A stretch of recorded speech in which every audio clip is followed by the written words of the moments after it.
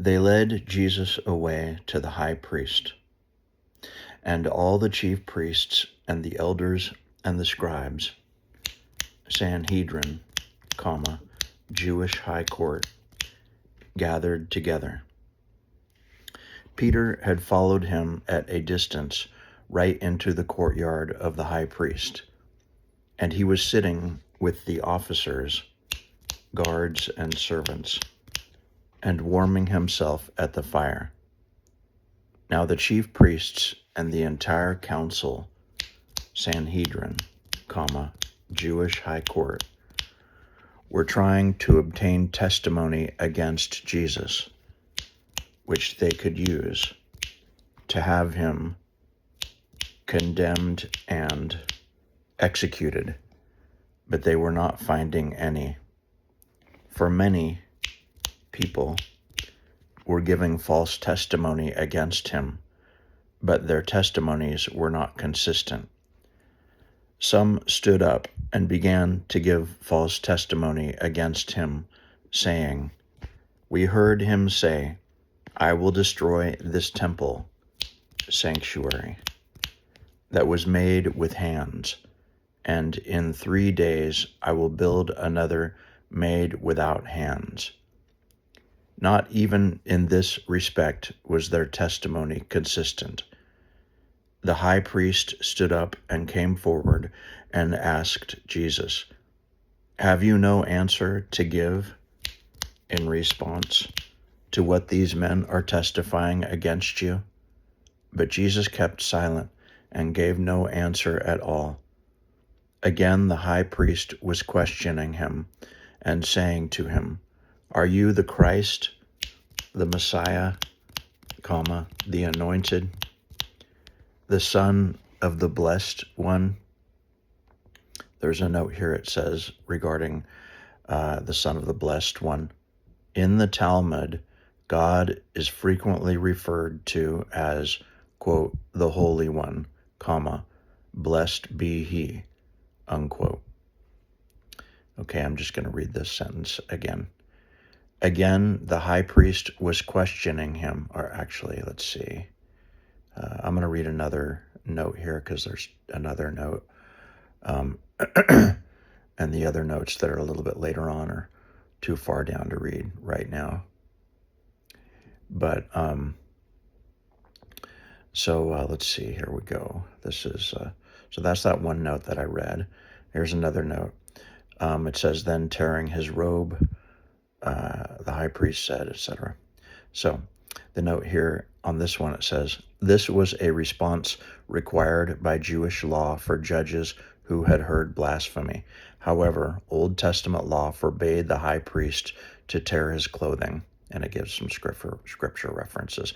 This is Mark 14, chapter 14, verse 63. Okay, so I'll start over again over here. All right, let's see.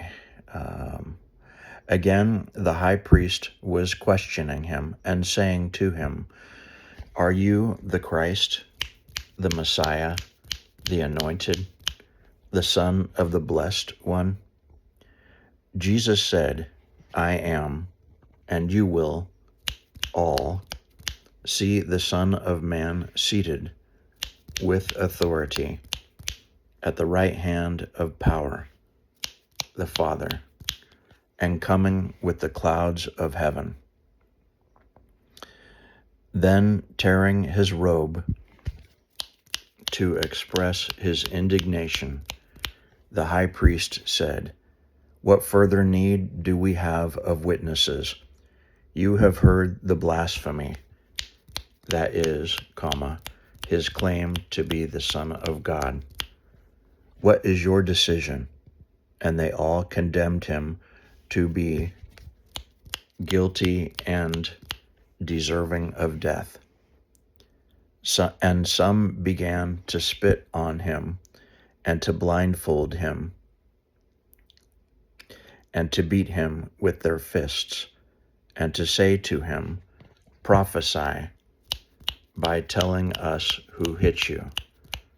Then the officers took custody of him and struck him in the face. While Peter was down below in the courtyard, one of the servant girls of the high priest came.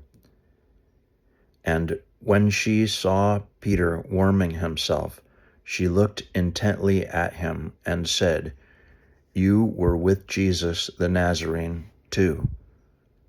But he denied it, saying, "I neither know nor understand what you are talking about."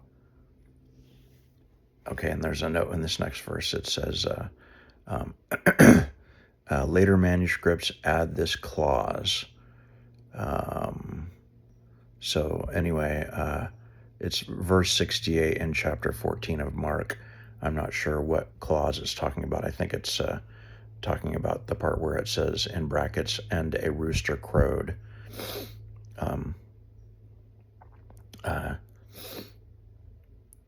Let me just look here for a minute. Okay, yeah, I think it's talking about that. Anyway, I'm just going to start over here, and I will just read it. Okay, and there's another note, though. So it's pretty soon afterwards. I'm going to read this, too. It's regarding Peter invoking a curse on himself. Anyway, and the note says, in Judaism, such a curse took the form of, quote, "May I always be afflicted if I am not being truthful," unquote. Or, quote, "May I bury my son if I'm not being truthful," unquote. It just has some ellipses after that, so probably the same as if I'm not being truthful. So first, may I always be afflicted if I'm not being truthful, or may I bury my son if I'm not being truthful.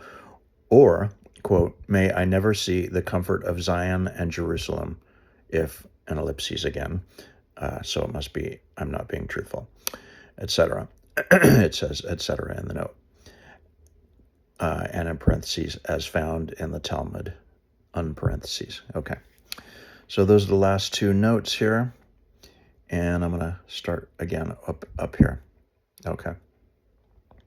So the servant girl was looking intently at him. It said, and you were with Jesus the Nazarene too. Okay. But he denied it, saying, "I neither know nor understand what you are talking about." Then he went out of the courtyard to the porch, and a rooster crowed. The servant girl saw him and began once more to tell the bystanders, "This man is one of them." But again he denied it. After a little while, the bystanders again said to Peter, "You are in fact one of them, for it is clear from your accent that you are a Galilean too." But he began to invoke a curse on himself and to swear an oath, "I do not know this man you are talking about." Immediately a rooster crowed the second time, and Peter remembered what Jesus said to him, "Before a rooster crows twice, you will deny me 3 times." And thinking of this, he began weeping in anguish.